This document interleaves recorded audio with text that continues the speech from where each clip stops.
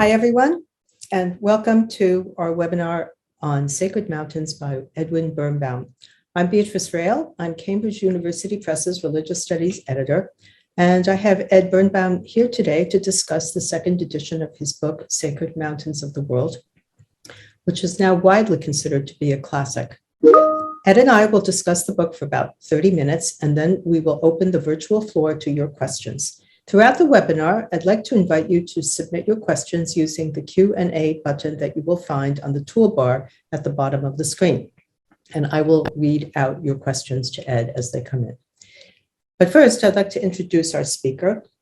Edwin Bernbaum holds an AB from Harvard College and a PhD from the University of California at Berkeley. He is a mountaineer and a scholar of comparative religion and mythology whose work focuses on the relationship between culture and nature.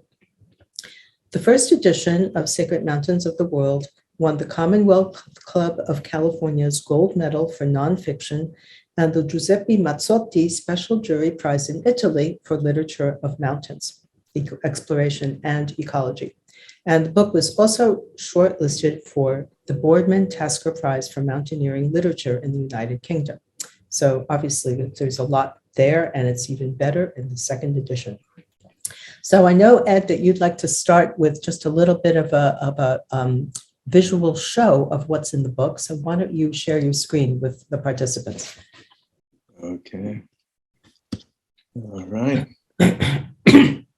Okay, well, thanks, Beatrice, for the kind introduction, and I hope I match up to what you said. I'm just going to show a few pictures, about 12. They're in color. In the book, they're in black and white, but all these pictures are in the book. And with the exception of this first one, they're all new compared to the first edition. So this will just give you a sense of the range of the pictures and subject matter. Basically, the book focuses on the text. This is Mount Kailas in Tibet. It's the most sacred mountain in the world for about 1 billion people in Asia and elsewhere, followers of at least 4 religions. Buddhism, Hinduism, Jainism, and the indigenous Tibetan religion of Bön. It rises on the western end of the Tibetan plateau. This is a picture of a Tibetan pilgrim who's just finished the ritual circumambulation of Mount Kailas, and you can see the joy radiating out of her face at having come to what's considered the center of the world. Here is a picture that I took of a ceremony, very interesting ceremony that I get involved in, that the book discusses in the section on environment and conservation, sacred mountains and conservation. And this was a project to plant trees up next to India's most important Hindu sacred pilgrimage place in the Indian Himalayas, a place called Badrinath. And here, this Naga Baba, holy man, is blessing these trees that are going to be planted by pilgrims, and the scientist with whom I was working is on the right. And this is a way of motivating people not only to plant trees, but also to take care of them as sacred trees afterwards. Here is one of the most spectacular sacred sites in the world. This is the peak of Huashon in China, one of the 5 major sacred mountains in China, and it rises about 7,000 feet with sheer walls of granite on either side of the ridge. You have to follow this ridge going through temples in order to stay on it. Here you see followers of Shugendo, a Japanese mountain climbing religion, which blends Shinto and Buddhism. And this Shinto practitioner here, a Shugenja, is ceremonially cutting a sword to open the climbing season on Mount Fuji in Japan. This is at the foot of a mountain, very important in Western culture and civilization. Jebel Musa, or more commonly known as Mount Sinai, and the monastery you're seeing here is the monastery of St. Catherine, dating back to the 6th century, one of the oldest Christian monasteries in the world, built on the traditional site of the burning bush, where Moses first came to the foot of Mount Sinai. And here you see a monk from Mount Athos in Greece. Just an amusing story about him. I took this picture of him, and then he asked me, what kind of camera are you using? And I said, an Olympus. Appropriate for Greece, don't you think? And he said, yes, I have a Nikon, and my name is Father Nikon. Now, arranging to the other side of the world, this is a major sacred mountain in New Zealand, part of Tongariro. And in the background, you can see one of the peaks of Tongariro National Park. which was the fourth national park to be created in the world, not long after Yellowstone, first one. Very important to the Maori and is a symbol of the power and the identity of a particular very important Maori iwi or tribe. Here you see sacred hula dances being performed at the crater within Kilauea Caldera, which is the traditional home of Pele, the volcano goddess of Hawaii, and in particular of Kilauea, one of the most active volcanoes in the world. Here you see a Wintu Indian ceremony being performed on the slopes of Mount Shasta here in California, where I live. And the woman in the right in the green turquoise sweater is Flora Jones, who's a spiritual doctor and healer. Actually, she has unfortunately passed away doing a ceremony calling forth, invoking the deity of Mount Shasta. And here, of course, is Machu Picchu, a picture I took as the mists were coming out of the Urubamba River, gliding over the ruins. According to one theory by a colleague of mine, Machu Picchu was situated here because it's in between four sacred mountains and was built as a ceremonial center for that reason. And finally, I do look in the book at the spiritual dimensions of mountaineering. And here is a climber with Mont Blanc in the background. So that's sort of an overview to launch us into the discussion of the actual text of the book. And as I said, all these pictures are in the book, but they're in black and white. They still look very good. Thanks so much. That was a great whirlwind tour of the world in 5 minutes. And let's now start the conversation about your book. Can you give us a bit of an overview about what the book is about? Yes, well, the book is pointing out really the central importance of sacred mountains, because if mountains are sacred, and they're sacred in cultures all over the world, they're almost naturally associated with the highest and most central values and aspirations of that culture, which means they take you into the heart of what really motivates and inspires people and connects you with almost every field, from religion to philosophy to history to literature to art. As far as the book goes, the introduction sort of examines the experience of the sacred, looking at it from various different points of view as preparation for looking at mountains in the sense of the sacred in different cultures. The other thing I should point out in what the book is doing is that it's very important to point out that there are an incredible diversity and range of ways in which mountains are sacred. And that's one of the messages or points of the book, which is this diversity of ways in which mountains are sacred. And in fact, to try to reduce all views of mountains to one view, when in a sense, reduce the power of mountains as evocative symbols. So then part one of the book looks at mountains in different areas, different parts of the globe, with all continents, with the exception of Antarctica, since people don't really live there and have sacred mountains in that sense. And each chapter sort of gives an overview of the mountains and their nature in that particular part of the world. And then it focuses on a few representative examples. For example, Mount Kailas, which we saw in the pictures I just showed in the chapter on the Himalayas. Then there's another chapter on China, and Huashon, the mountain we saw with the temple on the ridge. That's one of the ones that's focused on there. Then part two extrapolates from looking at the range around the world of sacred mountains and the diverse views. It extrapolates and looks at what are the various ways in which people see mountains, the diversity, or what I call themes. And these range from the mountain as a high place, the mountain as a center, the mountain as a source of water and blessings, the mountain as a place of identity, and so forth. And then with that sort of structure and an approach to how the interaction of images and ideas and different views of mountains awaken a sense of the sacred, I then apply that to areas which we normally don't think of in terms of sacred mountains, but really there are lots of insights you can get to that, into those things. So for example, it goes on to a chapter on the role of the sacred in mountains and the sacred in literature and art, and Eastern and Western art, with examples like Hokusai, The Art of Japan, or Albert Bierstadt, Frederick Church, and Cézanne, for example, in Western art, and then writers, Hemingway's, for example, The Snows of Kilimanjaro, Thomas Mann's The Magic Mountain, and so forth. And then there's a chapter on the spiritual dimensions of mountaineering, in which I apply these various themes to looking at how mountains inspire a sense of the sacred and motivate people to climb, whether or not they realize it. There are all sorts of ways why people climb mountains. So we examine those questions. In particular, the question because it's there, and look at that as in a sort of a deeper way. And then the final chapter, which is sacred mountains, environment and everyday life, looks at the implications of sacred mountains for example, climate change and the impacts of climate change on sacred mountains and how people are reacting to them, what they're trying to do to arrest climate change. And then there's a section on sacred mountains and conservation, in which I look at projects I've worked on. I directed a program with the Mountain Institute in which we work with national parks, so I go into that. And then finally, what are the implications of sacred mountains for everyday life? So that's sort of an overview of the book.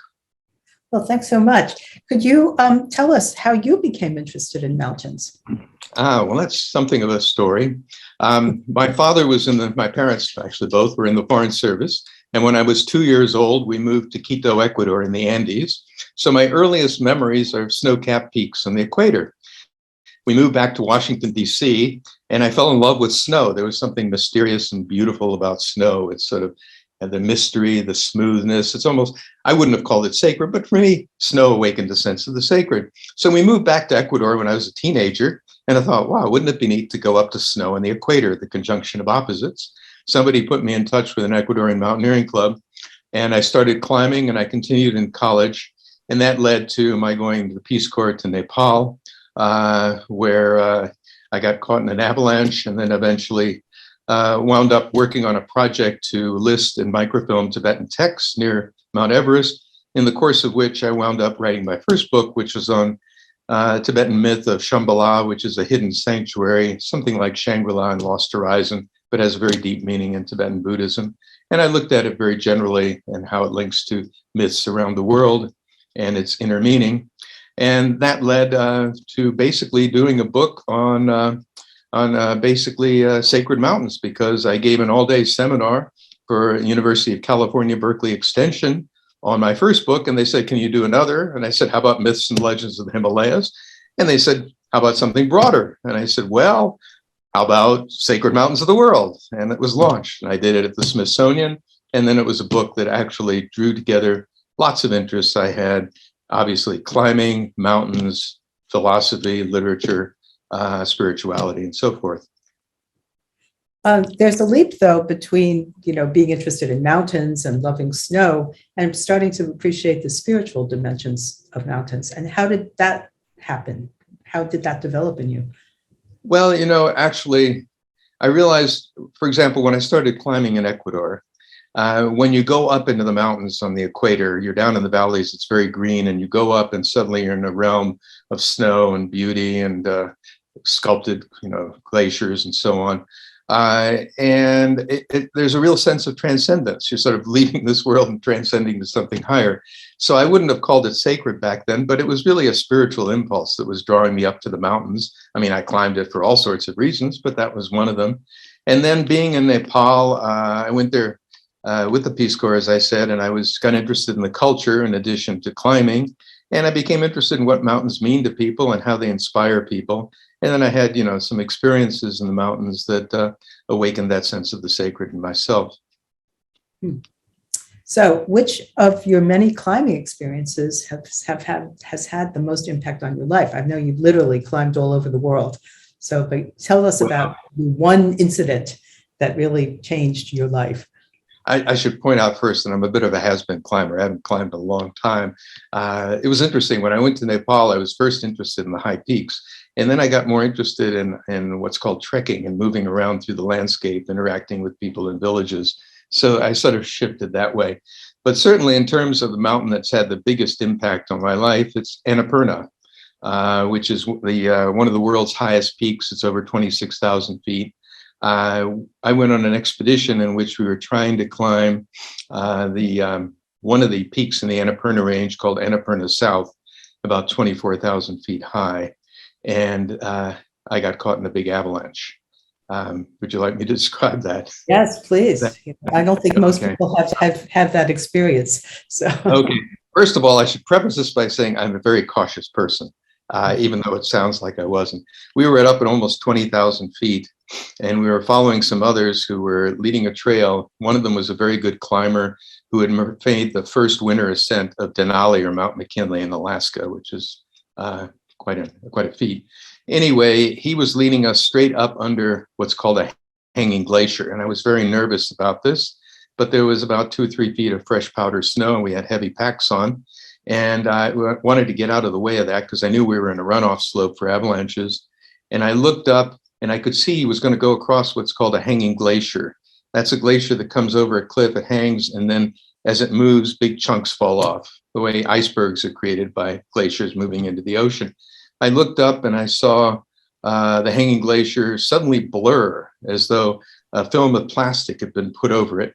And then it suddenly let go, and this huge mass of ice fell into a gully, disappeared for a moment. And then I thought, oh, something's happened up there. And then suddenly this big snow cloud burst up out of the gully. And the first thing that hit me, the people up ahead of me, they must be dead. They're right up there.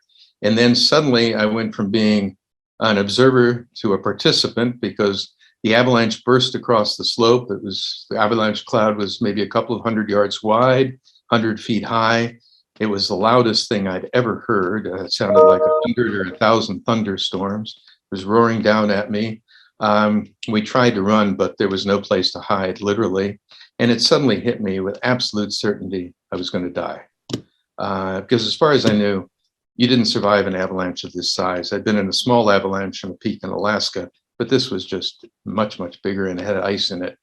And at that point, I sort of looked around and it was a beautiful day.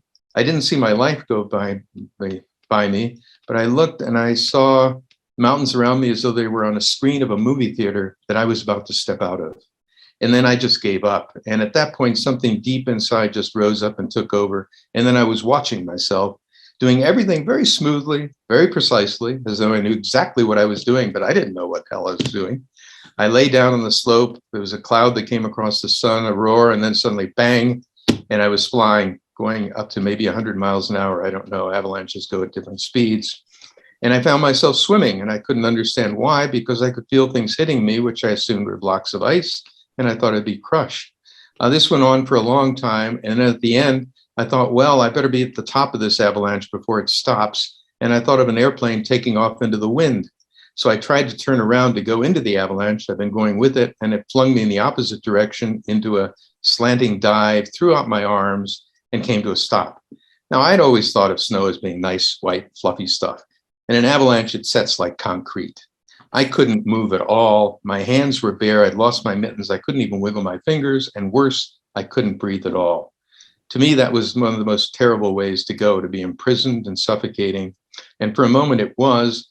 And then for some reason, I stopped trying to breathe and an incredible calm came over me. And then I saw that death wasn't anything to be afraid of because there wasn't anything there to be afraid of. Death was nothing at all. And it was just part of becoming snow and ice in the world around me. And I started to go into it. It was very pleasant.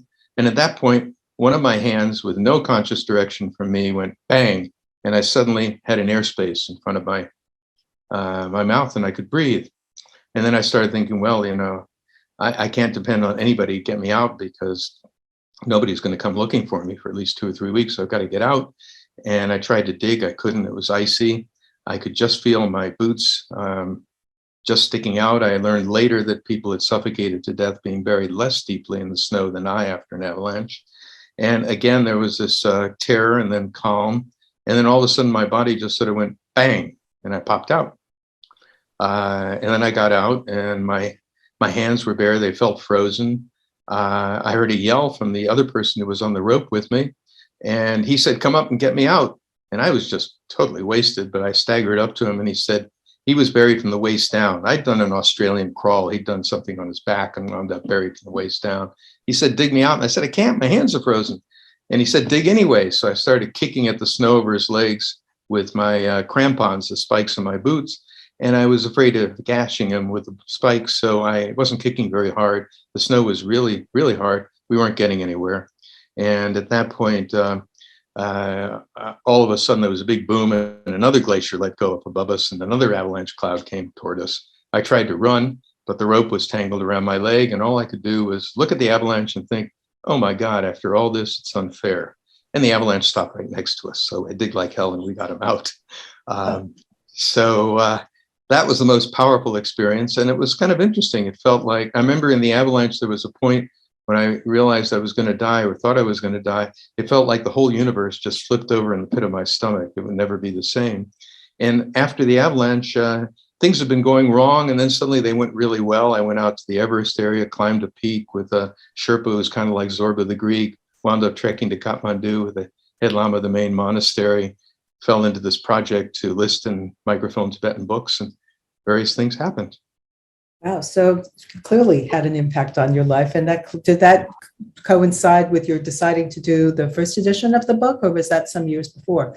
Oh, that was some years before, because the first thing that happened was I came back to the States, and then I eventually went back. I did some graduate work at Harvard in social psychology and anthropology. And then I went back to list and microfilm the Tibetan books at this monastery. And in the course of that, I discovered there was a guidebook to a hidden kingdom of Shambhala. And I eventually did a book on that. And that eventually led to Sacred Mountains. So I went from sacred valleys to sacred mountains. Right. Got it. Okay. So tell us, how does this new edition differ from the first edition of the book, which was a big, almost like a coffee table book, big. Yes. Yes. I'm glad you pointed that out, because the book has a lot of text, about 180,000 words, which is more than most books. But the first edition was in a large format with about 120 color photographs, a third of which I had taken. And people did treat it as a coffee table book, which meant you put it on your coffee table and you occasionally open it up and look at the pretty pictures, but you don't bother with the text. And to me, the heart and soul of the book was the text, which was kind of annoying to me. I didn't realize that. So this Cambridge University Press edition focuses on the text. And for that reason, first of all, there aren't color photographs except for the cover, which is a picture I took of Mount Everest from Tibet from the Monastery of Rongbuk in the foreground. Inside, there are about 24 black and white photographs, which I converted from color photographs that I've taken. And it's also a standard size book rather than a large book. So it's easier to read and highlights the text. Now, in terms of what's new in the book and how it's different, was I updated it with newer research that I've done and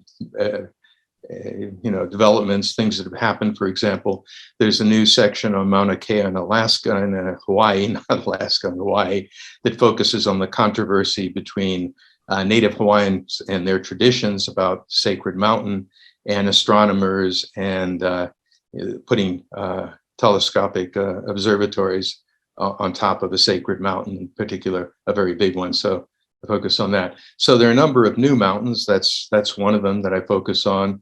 Another mountain, for example, is Burkan Khaldun in Mongolia, which was sacred to Genghis Khan and is very important to the Mongolian nation. So there are a number of these new mountains. Now, when I wrote the book the first time, there were a number of the mountains that I hadn't been able to actually go and do my own field research on. I depended on library research and talking to people. So a lot of the mountains in the second edition include research I did on the ground, so to speak, and personal anecdotes and experiences. So that adds to it. And then as a result of doing the book, I wound up directing a program for the Mountain Institute, which worked with basically preserving mountain environments and benefiting mountain peoples. And I started a program there, which I directed, called the Sacred Mountains Program, in which we worked with national parks like Yosemite, Hawaii volcanoes, Mount Rainier, developing interpretive materials based on the evocative, cultural and spiritual associations and meanings of features of nature and cultures all around the world. And it was a very interesting project. So there's a long section on that. I also got involved in working on trying to get Mount Kailas in Tibet, the first picture I showed, nominated as a World Heritage Site. So there's something on that. And then there's a new section on sacred mountains and climate change and the impact of climate change on sacred mountains. That's a brief overview of what's new in the book. Oh, that's a lot, though. That's fantastic. So, after all of these years of studying and thinking about mountains, writing about mountains, are there common themes that you've noticed over time and space that Well, yeah, go ahead. and Yeah, in the Eastern and the Western traditions, they might be different, or they might be the same? well, that's a very interesting question. And of course, there are a lot of people who ask that question. And there are certain scholars like Mircea Eliade, who is at the University of Chicago, a very well-known scholar of history of religions, who maintained that every sacred mountain and every sacred site basically was a sacred center. And as a sacred center was an axis mundi, or the cosmic axis around which the universe is organized and that links the different realms of existence together. In looking at sacred mountains of the world, what I found was there's no one particular theme that covers every sacred mountain. What I did find is that there are about at least 10 that are very widespread. They're not universal, but they're very widespread, and it depends on the culture in which they are located. So the first and most obvious one is the mountain is a high place. So an example of that would be Mount Everest, which is sacred in a sort of a secular sense as a representation of the highest goal you can strive to attain, and the emphasis that Western culture puts on what's number one or best. In Asia, what's often more important than the mountain as a high place is the mountain as a center. So that's another very widespread theme, and this theme that Eliade pointed out. Another theme, of course, is the mountain, the sacred mountain, as either the abode of a deity or a deity itself, like Mount Fuji, for example, which can be viewed as a deity or the abode of various deities. Another theme would be the mountain as a source of identity. Again, Fuji is a symbol of Japan and the Japanese culture. And here in the United States, Mount Rainier has become an icon of the Pacific Northwest. And people in places like Tacoma and Seattle identify with Mount Rainier in that sense. One of the most widespread themes, and one that really relates sacred mountains to the secular world. And I should point out, when I talk about sacred mountains, they can be sacred basically in three different ways. There are the traditional sacred mountains, and the book focuses on a lot of those, like Mount Kailas. There's a whole web of practices, myths, beliefs about those mountains. Then there are other mountains that may or may not be sacred in themselves, but they hold sacred sites. For example, Montserrat, outside of Barcelona, has a basilica with the Black Madonna, which is one of the main pilgrimage sites in all of Spain. That's another one. And then finally, there's a more general way in which mountains can be sacred in a personal sense. So if a particular mountain awakens a sense of wonder, a sense of awe, a sense of special significance for you, in a sense, it's your personal sacred mountain, although it may not be so for anyone else. So in that sense, one of the themes that really links to that is the mountain as a place of revelation, transformation, inspiration, and renewal. And I point out, for example, there that if you look at the origins of the environmental movement, which happened mostly here in the United States with the work and writings of people like Emerson, Thoreau, and Muir, inspired by transcendentalism in New England, there's the idea there that the environment, in particular wild places, need to be preserved as places you can go to for spiritual or cultural renewal. And then, of course, as a place of transformation and revelation, there's Mount Sinai in the Bible with Moses on the summit. Right. And so that leads obviously to the final question. How has climate change had an impact on sacred mountain sites? And when and how did environmental issues related to mountains have an impact on your own thinking? Well, I mean, obviously, first of all, mountains like the poles, the North and the Arctic and the Antarctic, are the canaries. They're where you see climate. That's where climate change is happening most quickly and most visibly. So I noticed it personally. I started climbing when I was in Ecuador, as I mentioned, really with Ecuadorians back in the 1960s. And I came back to Ecuador in 1996 for a conference, and then in 2003. And there was a mountain I climbed actually in my freshman year in college. It was about 17,000 feet high. It was quite difficult, covered with glaciers. When I came back in 2003, almost all the glaciers were gone. It was just rock. So you could see it happening. There's a mountain just north of the equator, north of Quito, called Kotakachi.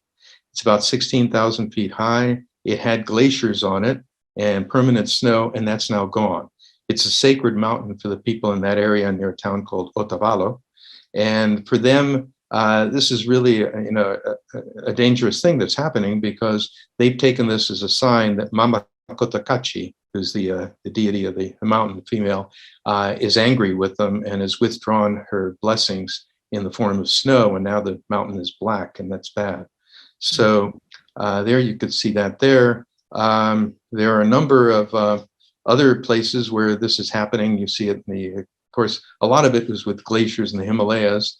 What a lot of people don't realize, and where climate change is very important with regard to mountains, both sacred and not sacred, is that more than half of the world's population depends on mountains for water, either in the form of rivers that have their sources up in the mountains, or else clouds that come from the mountains with rain. And water, of course, is life, and water is sacred in most cultures and traditions. So that's a major impact. Now, when I was out around Everest, for example, I worked on a project to list and microfilm Tibetan texts with the abbot of Tengoshe Monastery, that Rinpoche there, who's unfortunately passed away in the last year. This is many years ago. And the last time I was there, he was very concerned about climate change. And he felt that climate change was happening, things were warming up because of, because people were no longer practicing religion properly. And this was having a deleterious effect. And in the Himalayas, it's not only danger to water and life, but it's also physical danger, because what happens in the Himalayas in particular is that these lakes form at the foot or on glaciers, and they're held by very loose dams of moraine rock, which can easily let go. And there are what are called glacial lake outburst floods, where these dams release and suddenly a tidal wave of water goes down a valley and wipes out villages, fields, kills people. There's a lake forming up underneath Mount Everest, which is quite long, almost a mile and a half long now. It was hardly a puddle when I was first there in the 60s, late 60s. So he has been making ceremonial vases, or was making them, called bumpas, which he gave to Sherpas to put in critical places in the environment. And so he'd given one Sherpa one of these vases to put on the summit of Mount Everest, and he'd sent some other vases up to the lake near the foot of Everest. So he was trying to do something about it. What's very interesting is that in India, the sacred source of the Ganges River, which is the most sacred river in the world for hundreds of millions of Hindus, the glacier is retreating, and that's caused concern. So there are Indian environmentalists who've tried to use this as a way to pressure the Indian government into reducing greenhouse gas emissions. India is one of the, after China, it's the largest producer, or largest consumer of coal in the world, which contributes a lot to greenhouse gases. So if they could use religious arguments that you've got to stop consuming so much coal in order to preserve the sacred source of the Ganges, this could actually have a major impact. Now, as far as, so you can see from my point of view, I mean, I love glaciers and snow, and when they retreat, the mountain looks very bare and dirty. It becomes a rubble heap, and, it's aesthetically, glaciers are beautiful, and it's really a shame to see them go. And of course, it's a harbinger of what's to come. Thanks. Okay, I'm going to see where we are with questions. We don't have any questions at the moment, but I'm inviting people to offer some questions.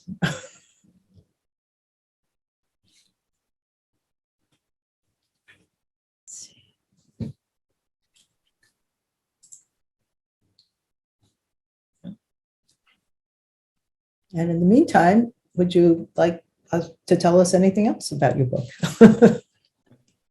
Well, let's see. We have a question. Let's see. How can people develop a sacred relationship with mountains? That's very interesting. So how can people develop a sacred relationship to the mountains? Well, I think one of the ways to do it is to actually get out and be in the mountains. It's the experience of being there. And the mountains are the point I make toward the end of the book is that, in a sense, mountains are places where it's easy to experience the sense of the sacred, because they are places of power. If you're out in the mountains and a storm comes in, you really feel the power of the mountain, especially if you're caught out in a blizzard or a rainstorm. There are also places of incredible beauty, the light.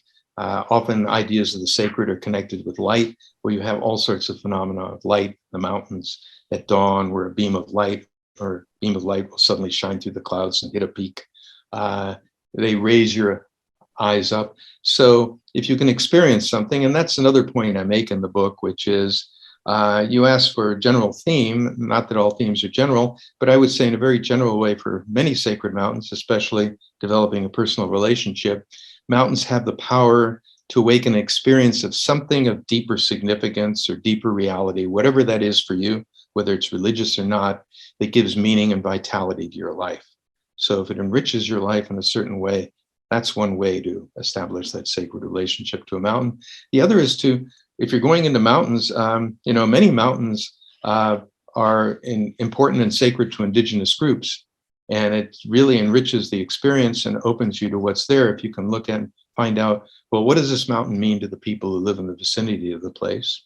And then look at their views of the mountains, not necessarily to mimic theirs, but how did that inspire you to look back in your own traditions and see, well, how are you inspired by mountains in your own particular way that's authentic for you, with a spark coming from another culture's way of looking at the mountains. So we have a question. Could you say a few words about Devil's Tower? Yes, as a matter of fact, thank you for that question. That's one of the new mountains in the book, Devil's Tower. Matapahi, it's sacred to a number of Plains Indian tribes, in particular the Lakota. And it's well, first of all, there are a number of Indian myths and legends about it. And by the way, when I use the word myth a lot in the book, and myths are not necessarily false, they express people's basic assumptions about the nature of reality. And myths can be factually true or false, but to say something is a myth is not to say that it's a fiction. It may be an expression of something of deeper reality, especially for that particular person.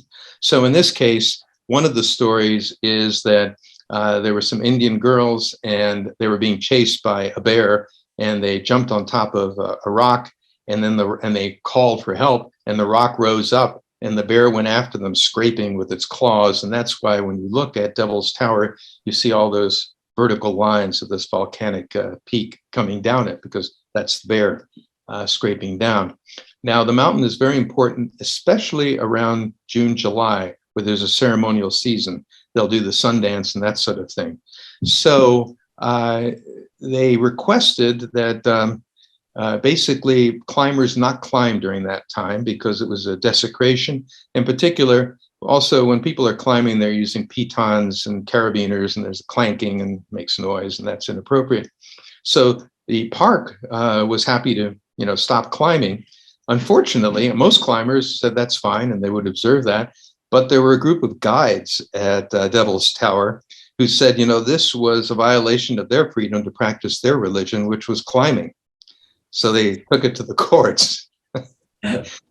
And they finally came to sort of a compromise over it. It's a great story. Next question. How has being in and climbing so many sacred mountains specifically changed your life in both small and big ways? Wow, that's a big question.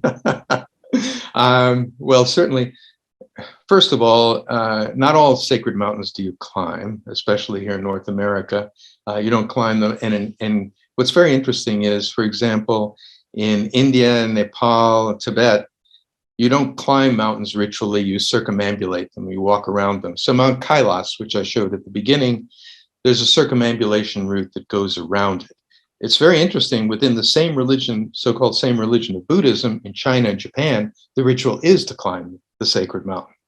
So some mountains, if I know that the mountain is important and isn't meant to be climbed, I don't climb it. And the other beauty of sacred mountains is, you've asked how they've changed. Well, there are a number of ways in which it's changed me. But when I first got into mountains, I was young and I was focused on mountains that were very high. And, I climbed a 19,000 foot peak. That's great.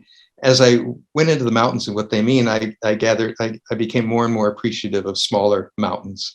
They didn't have to be high. How important were they to people? So that was one way in which it changed. The avalanche changed. First of all, Annapurna is a sacred mountain. It's a range. Annapurna means It's the name of the goddess Annapurna, and her name means she who is filled with rice or food. So when I was climbing, we were climbing in something called the Annapurna Sanctuary, which is a basin completely enclosed by snow peaks, except for one gorge 15,000 foot deep to get into it.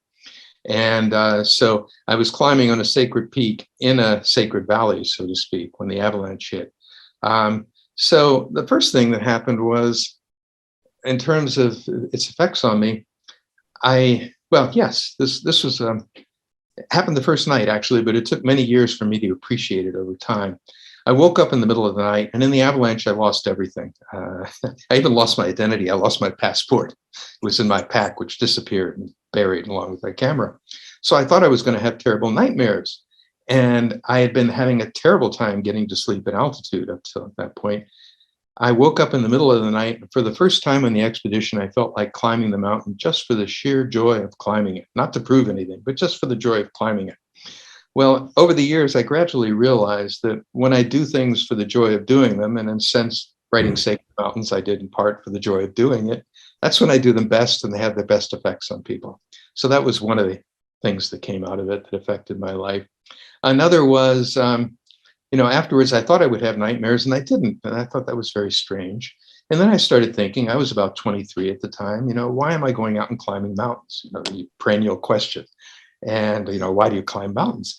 And I realized I was interested in writing, and I was looking for unusual experiences, and especially something that would give me a unique sense of identity.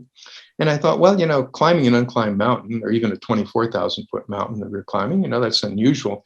But it was much more unusual to survive an avalanche, especially the way in which I survived it. So then I started looking at it in a more positive way. What could I get out of it? And there were, lessons that came out of it. And later on, it really, basically, the experiences of what came out of that avalanche did a lot to help me write this book and to understand different cultures and traditions and how they revere mountains. Next question. Do you have a method or conceptual framework for examining sacred mountains running across different cultures and geographies? Do you begin with your experience of the place, or do you rely primarily on the testimony of local people? Well, I think it would be a combination. You ask if I have a way to approach it. The chapter, I think it's chapter 12, is a symbolism of mountains. And there I develop a framework. If you ask, for the questioner is asking about a framework. And that is, I outline these 10 views or themes around mountains with examples from each one. And then I look at how that actually works. So, for example, Mount Kailas, which I started off with, a Tibetan pilgrim will see the mountain, not only the mountain, she will see the mountain as the pagoda palace of a particular deity that's used in meditation, Chakrasamvara.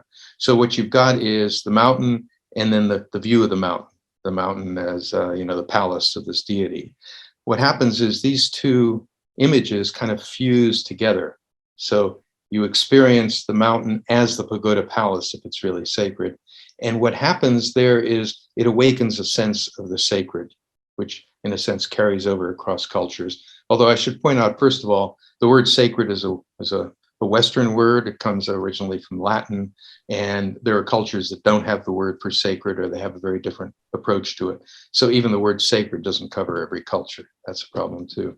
But aside from that, so what happens is it's like you have a stereoscopic viewer, and you have two different views of a mountain in a stereoscopic viewer, or with two eyes. Well, you look at each one and it's two-dimensional. When you put those two-dimensional pictures together and they fuse, all of a sudden the third dimension pops out, a sense of depth, which was there inherent in each one, and the sense of the sacred comes from that. So that's the sort of framework I use. And then I can apply those 10 themes to looking at mountains in different cultures. And I should point out that these themes, it's not mountain is just sacred for one of the themes. It's often a combination of many themes. The mountain can be a center, a high place, the abode of a deity. And there's sort of the themes I compare to sort of clouds gathering around a mountain. The more clouds that gather around, the deeper the experience of the mountain. So we have another question. What are your favorite books on mountains? Oh, Well, let me describe it. It's an amusing story that involves my sister Marcy. The book that got me really interested in mountains and mountain climbing is Annapurna by Maurice Herzog. He wrote the account of the French expedition that climbed Annapurna in 1950. It was the first of the world's highest peaks, the 14 8,000-meter peaks to be climbed. And it's a classic of Himalayan mountaineering. Now, the way I came across this book was my sister, who was 3 years younger, I was about 15 or 16, she was 12 or 13. She checked it out of the library, thinking it was a Nancy Drews type mystery story about a girl named Annapurna. She was partly right, because Annapurna is a female goddess, but she wasn't interested. She tossed the book on her bed. I came into her bedroom, found the book, and got entranced. Now, one of the reasons that the book, I think, is very powerful, not only for me, but for a lot of people, is that it's one of the only, if not the only, account of a Himalayan expedition in which the author who goes to the summit has a spiritual experience as he approaches the summit of the mountain. And everything is transformed. He moves into a sort of an atmosphere that's crystalline. The rocks touch him to the heart. He thinks of Saint Teresa of Avila, and he gets into an altered state of consciousness in which he drops his mittens on the summit and comes down barehanded and winds up losing his fingers and toes. And there's a beautiful description that he has of the vision of his death. It's a very beautifully written book in certain ways. So that kind of got me interested. There are a number of mountains. There's a book called Everest the West Ridge, which has a lot of quotes from different people, Tolkien and others, about mountains, and some beautiful photographs. So I like that. There's a book by Lama Anagarika Govinda called The Way of the White Cloud, in which he talks about going to Mount Kailas back around 1948, 1949. He was a Westerner who became a Tibetan Lama. So that's a very good one. There are a number of books that have been written, including by friends of mine, to Mount Kailas. They're just an incredible range of books, but those are a few of them. Right. So next question, how can you help us appreciate how Mount Kilimanjaro is viewed as a sacred peak for many who live around it in East Africa? Yes, very good. Yes, that's one of the, for example, the chapter on Africa, the two mountains I focus on are Kilimanjaro and Mount Kenya. Kilimanjaro is, well, it's sacred in particular to the Chaga, who live on the slopes of the mountain. It's also sacred to the Maasai, who are to the north, but they have another mountain which to them is more sacred, called Oldonyo Langai. So I'll focus on the Chaga. And for the Chaga, the mountain is a symbol of all that's revered, all that's honorable. For example, traditionally with the Chaga people, if you were walking, if somebody was a respected elder, you would walk with him on the side facing closer to the mountain. When you make your house, you angle your bed so your head is toward the mountain and your feet below. I ran into a Chaga who was working here at Lawrence Livermore Lab in Berkeley. Very interesting guy, but he'd grown up on the mountain.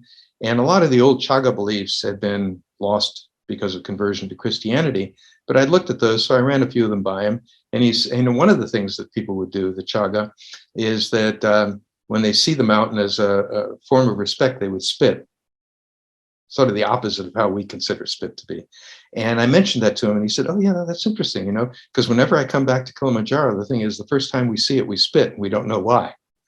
So it goes back to that old tradition. And then he said, there's something in the language about it. And this is what I found particularly interesting.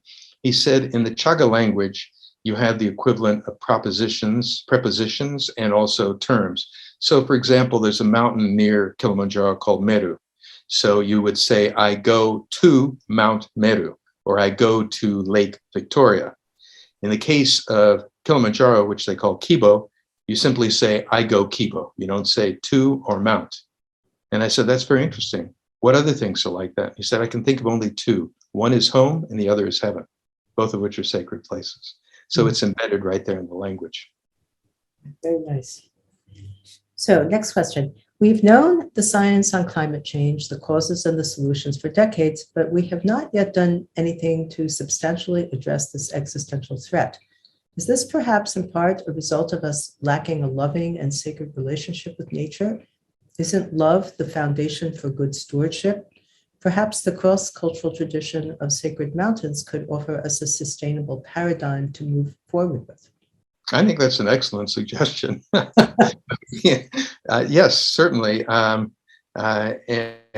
there's a great quote from Zen Master Dogen in Japan, which says, it's something along the lines, those who love mountains are loved by the mountains. There's a sense of reciprocal. And you see this in a lot of indigenous traditions, but it's also in modern Western tradition. And I think it's important to look there as well, to look both at cross-culturally and also within the culture. I mean, for example, I remember I was talking to somebody on the board of the Mountain Institute, and he said, well, sacred mountains, that's very nice, but that's American Indians and Tibetans. We don't worship mountains. And I said, well, we have sacred places called, or at least in the West, called churches and synagogues, temples, and so on, mosques.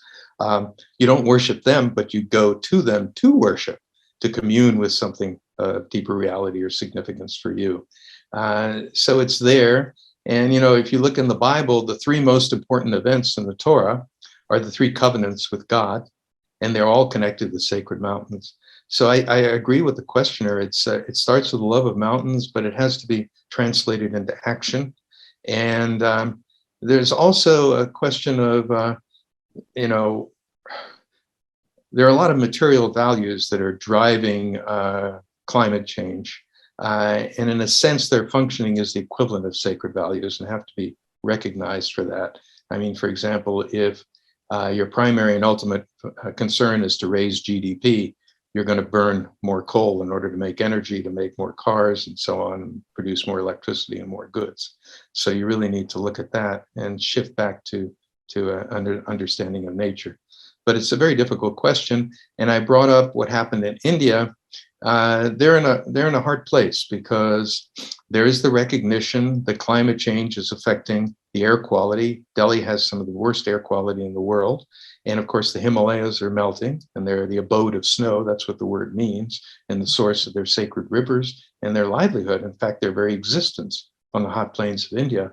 And as temperatures go up, it'll become unsustainable even for people to survive in those temperatures. But the problem is, in order to survive, a lot of people, especially the wealthier, need air conditioning. And the air conditioning requires power, and that means they have to burn more coal to generate the power unless they turn to renewables. So there really needs to be a shift toward renewables based on what the questioner said was, a love and appreciation of nature, which is highlighted in mountains. And I should point out, mountains are, they're places where it's easier to experience the sacred, but that doesn't mean that the rest of the world isn't just as sacred in that sense or worthy of love and respect. It's just their doorways into seeing it everywhere. And we have one last question. Is there any mountain in the world that has been declared sacred in this century? Yes. Well, that's a very interesting question. I'll fudge a little on it in this sense. If you go to Nepal, there's a town called Pokhara. And in the Annapurna range is a peak called Machu Picchu, the fish's tail, which is very spectacular. It looks like the Himalayas. It's about 23,000 feet high, perfect pyramid. Also looks like a tail of a fish from a certain angle. There was an expedition in, I think, the late 1950s that tried to climb it, and they got within about 150 feet of the summit and were turned back grooves of ice. Now, the person who arranged the expedition was Jimmy Roberts, who was a colonel in the British Army, who had been training Gurkhas, and he had a lot of influence. He was living in Nepal, so he went to the government, and he didn't want anybody to climb the mountain after their expedition had failed it, to climb it. So he got the government to officially declare it sacred and off limits to climbing, so nobody climbs it. That's a great question. Well, that's great. Thank you so much for taking the time to hold this webinar. I certainly have learned a lot from it, and I'm sure that participants have as well. So I really appreciate your taking the time out to well, share. Thank you very much. Thank you very much, Beatrice, and I really appreciated working with you on the book. It's been really fun. Okay, Yeah. Joe. Thanks so much then. Bye. Bye.